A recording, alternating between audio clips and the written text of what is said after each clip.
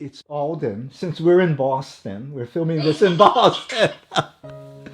It's Alden, but people in Hawaii would call me Alden, Alden Hayashi. And I'm Sansei, born in 1959.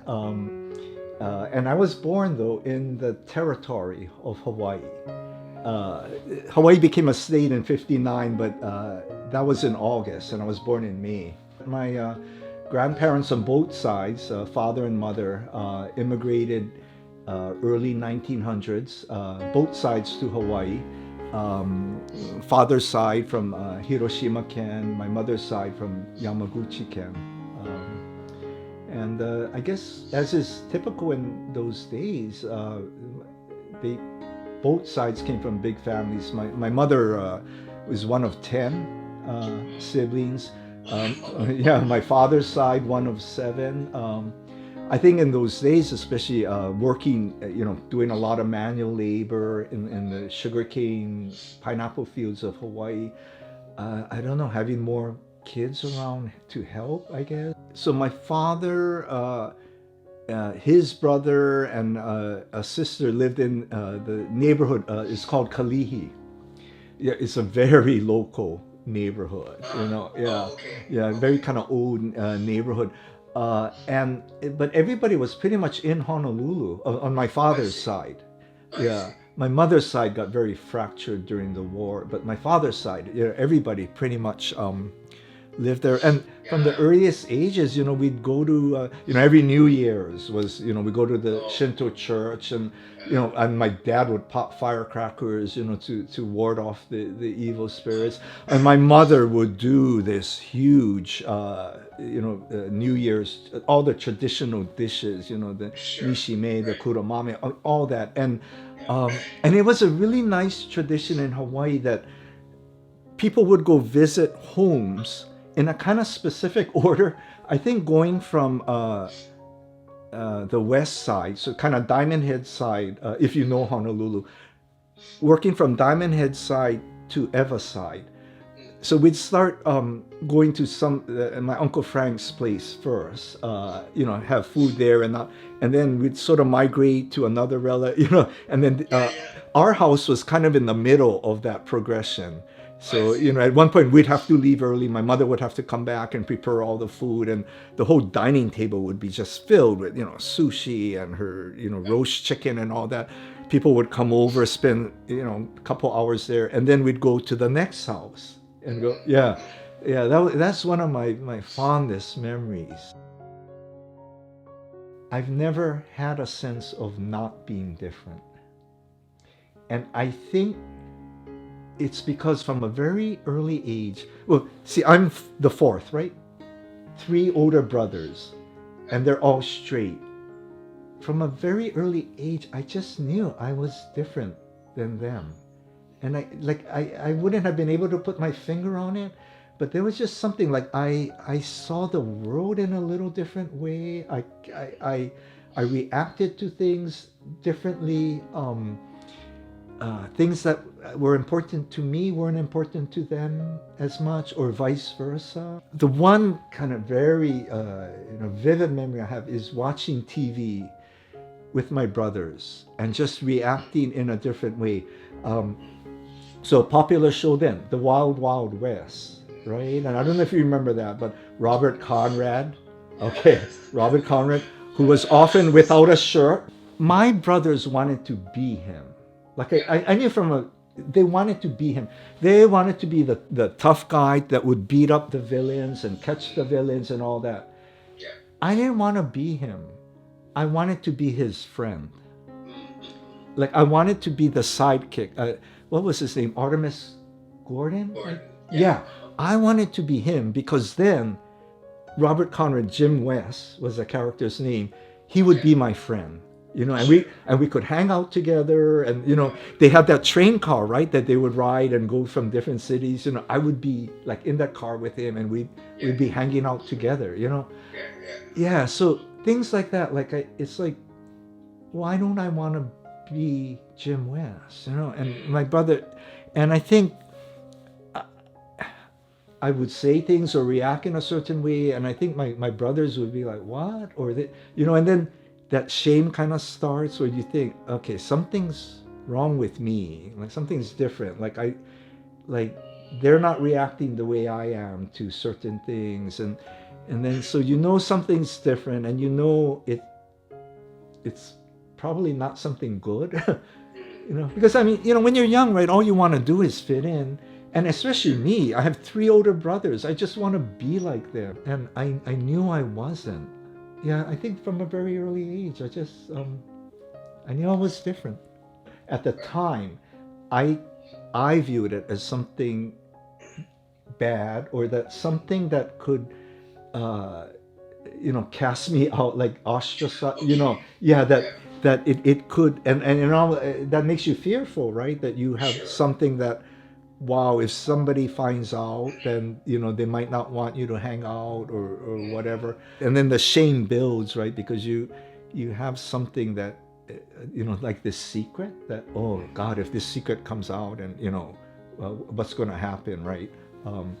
The brother closest in age to me, he would make comments about other people. We had a teacher that I guess dressed kind of flamboyantly for, he would make comments about that teacher. And I don't know, I've never asked him about this, Gary, so I don't know if he meant it as a comment against me, or it was just a comment against, how you can internalize a lot that's not even there. So in my mind, I think I thought, oh, he's trying to tell me, don't act like that, or don't be like that, because then you're gonna be teased, when in fact it might have just been more of an innocent, but those types of comments, that I remember from that brother. And I think he felt the guiltiest, I think, when I came out later. I think because I think he would remember that, yeah, things like that. So he was the nicest to me, I think, and the most supportive at that point. Yeah, I never asked them, but I think they always knew that I was different, but they couldn't quite. From an early age, for example, I was into the oboe. I mean, I was just in a room just practicing music, and my brothers are listening to the Beatles and Rolling Stones, and and I'm listening to Tchaikovsky. It was stuff like that alien there. Yeah, I mean, yeah, they always, I guess, just thought I was different.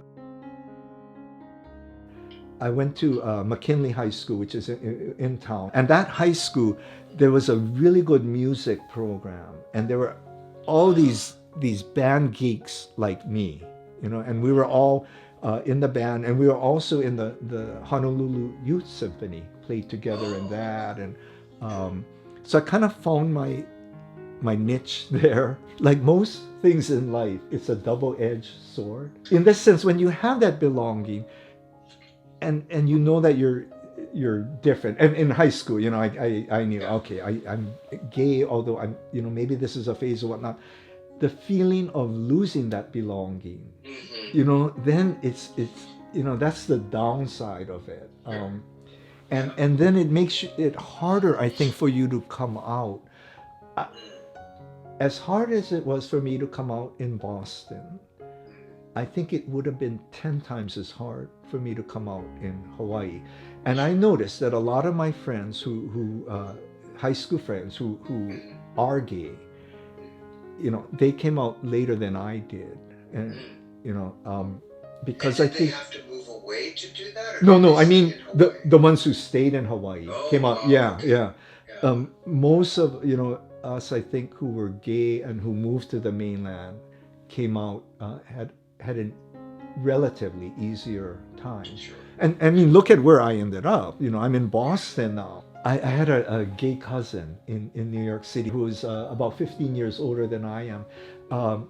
And I knew he was gay. And I had such a fun time with him. He introduced me to some of his friends. We went out and all. And that kind of made the decision in my mind. I want to come out to the East Coast because, Oh. when I was looking at coming back, going back to graduate school, the three schools was Berkeley, Boston University, and NYU. And after I visited my cousin in New York City, I thought, scratch Berkeley from the list, Yeah, I'm coming out to the East Coast, And my gay cousin, he was like my anti-main. He drove up with his friend to Boston, welcomed me to Boston, and he said, Alden, your classes don't start till next week. I'll take you to Provincetown. And I said, Provincetown. I said, oh, what is Provincetown? He said, oh, you're going to love it. It's on the Cape. You are going to love it. So we went, the three of us, his friend Andrew, my cousin, and me. We went to Provincetown. Get this. We didn't even have a reservation for a place. Labor Day, Provincetown. Oh my God. But it was sort of we slept in the car. Provincetown was so gay. Okay, 1983, right? Labor Day. We drive into it. We go to a bar, and it was like freaking gay Disneyland. My gay cousin, he was an actor, Broadway actor, and just very non-JA. He could talk his way into past any doorman. He got us into Studio 54. This is a talent. One night he rented a limo for the whole night. And so he and his friends and me with champagne just driving all around Manhattan. And at one point I said, by the way, like, is it somebody's birthday or like what? Like, what? And my cousin was like, no, it's just, let's just have fun.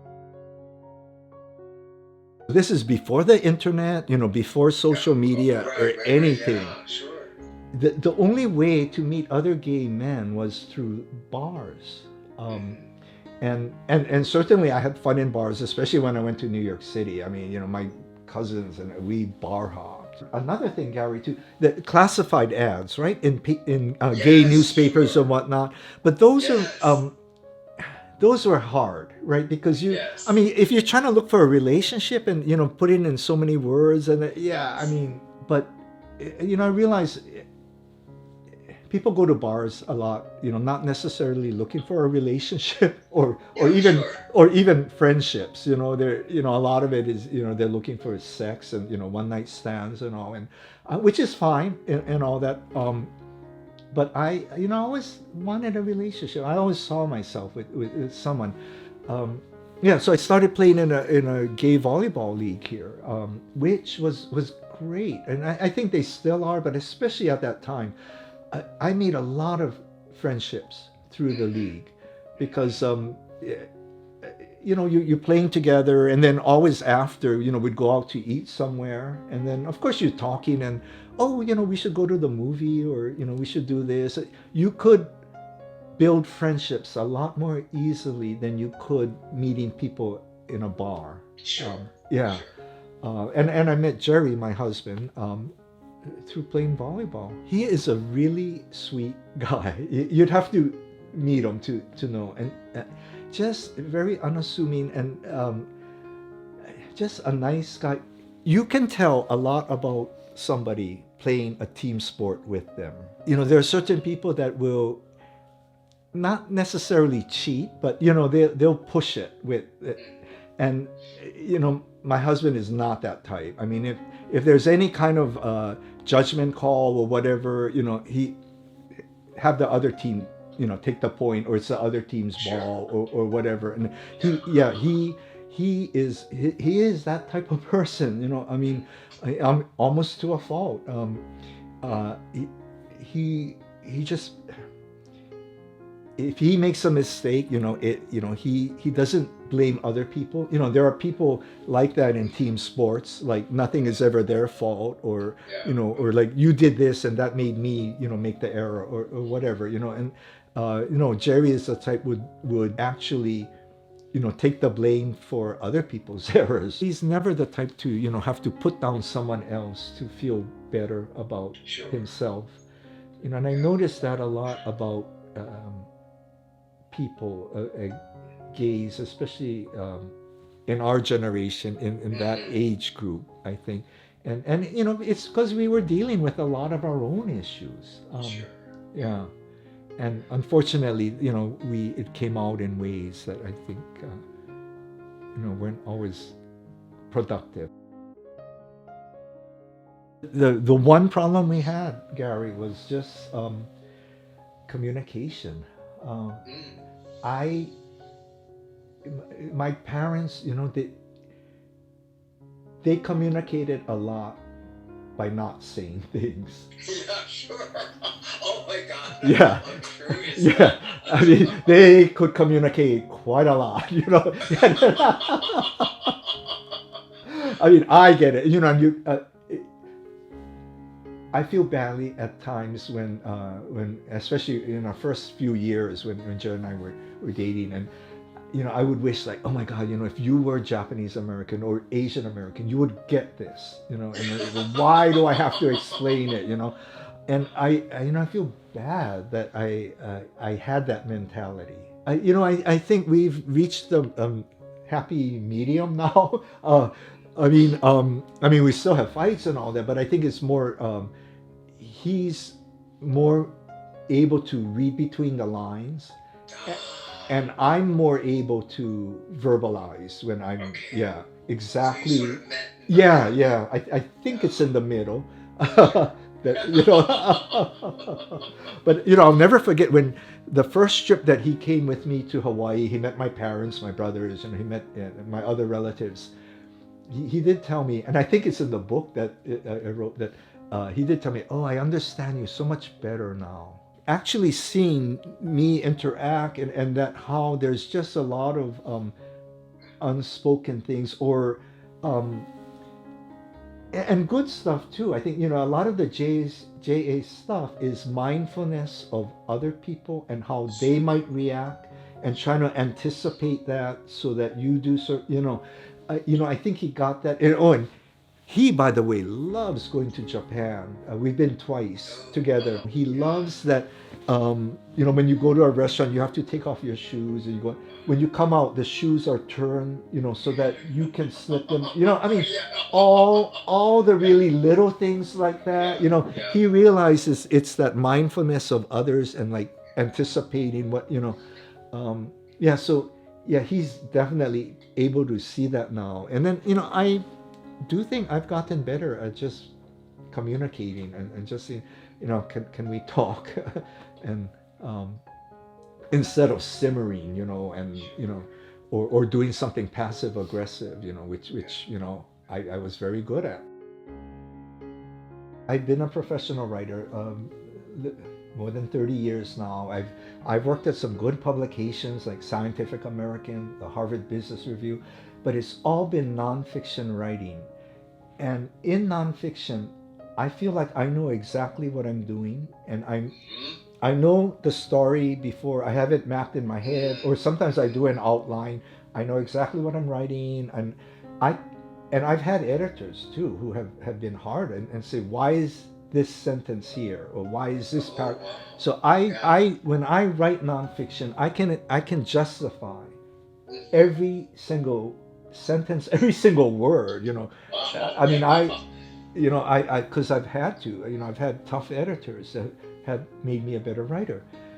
Now, writing fiction, there are things that I do that I don't.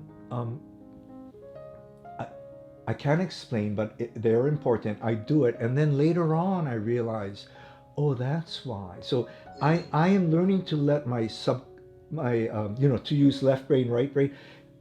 I'm so used to letting my left brain call all the shots, Sure. and now I'm trying to allow my right brain more freedom, and it's been great. You know, I'll give you an example in my book, Two Nails, One Love. Okay. And the nail is kind of a play on that old Japanese saying, "Deru kugio wa utareru." You know, the nail that sticks up gets hammered down. In the book, it's basically, you know, mother-son relationship story. And at one point, the father um, dies very suddenly in a kind of grisly accident. my husband and a friend told me, Alden, why are you doing that? Why don't you have the father die from cancer or, And I said, no, I don't know. He has to go in that way, and I couldn't explain it. It was only after the manuscript was almost going to be published, and it's already at the publisher and it's being typeset. I realized why. In most gay relationships with their parents, the mother serves as a buffer between the father, because there's more tension between the father and the gay son. This family is different in that the father is the buffer between the, because the mother has suffered this trauma from the camps, so she cannot, she cannot be that buffer for her gay son. So that's why I had to have the father die suddenly to remove that buffer, so that the mother has to now deal with the son without that buffer. And it's, if the father had died through a long illness, through cancer, the mother and son could have a chance to kind of negotiate this new relationship and all. But by the father suddenly dying, all of us, the mother and son now, they don't know how to deal with each other, especially when they're planning the father's funeral. And that's when the big breakup happens. Right, and sure. and that ends up fracturing their relationship, and they end up estranged for more than 10 years. um, Gary, I really think my subconscious mind was at work then, and but I didn't plan it. It just, the writing just happened, and I'm not used to writing that way, and so it's been, I love it. yeah, it's been So great. organic. Yeah, it's organic, and I'm like, it's like, wow, like my subconscious mind, like I haven't squashed it down so much, that it's gone. I mean, it's still there. I just kind of have to let it breathe Right, and right. trust it more. I was like the character Ethan in my book, that I did want to become a professional musician. And I had some talent. I knew that. I just didn't know how much, but I was very good on the oboe. And I really wanted to go to a music conservatory. And my teacher at the time told me that he said, oh yeah, I think you can get in, and I think you can get a scholarship. But oh my God, my parents were so against it, especially my mother. Yeah, and they put the kibosh on it, and they kind of threatened me, actually. And they said, Really? yeah, they said, if, because I was rebellious too, and they're like, no, no, you're not going to go into music. I said, no, no, I'm going to be 18 in a few months. This is and it's my life, and I can do whatever. So my parents' reaction was, oh, okay, yeah, it's your life, you're going to be an adult. um, but if this doesn't work out, we're not we're not supporting this. You're going to be on your own. And that, I was, I have to admit, I was afraid of failing. And this is baggage from the camps, and this is intergenerational trauma. The thing that my mother just couldn't stand was watching me pursue this, knowing always that I would be vulnerable to people's opinion that racism could rear its ugly head at some point. That Oh, absolutely. especially because it's so subjective, right? Listening to a musician and saying, kid. And in fact, at that time, my teacher told me that there was a European conductor that had said, we Asians, like, he wouldn't hire Asians for his orchestra because we didn't have the right DNA to play Mozart. Women were having trouble getting into major orchestras. Wow, sure. Yeah, which is why they, and this is after my time, they instituted blind auditions. Right. Because before then, you could see who was playing and wanted. Women and people of color were not getting major positions in the top orchestras. But, I remember my mother, when I was in high school, I watched the Boston Pops a lot. I was so into classical music. And my mother telling me once, she was angry at me, and she said, okay, joining me with the TV and said, look at this orchestra. how many Asians do you see? And that, I got to say, that scared me too. I thought, yeah, I mean, what if I am talented enough, but Yeah. this fear that I can't fail? I don't, like, it's not like I'm going to get a lot of chances. Like, I have this one chance, I'm on scholarship, I got to do well, and this is it. I can't blow it. I always thought that the Issei generation, my grandparents' generation, would be the least tolerant or accepting of gays. Just because I think it's my own prejudice that older people, are more set in their ways and more conservative and all that. But come to find out, it's more their children. So the Nisei generation, which is my parents' generation, my parents, my uncles and aunts, they were more conservative than the Issei generation.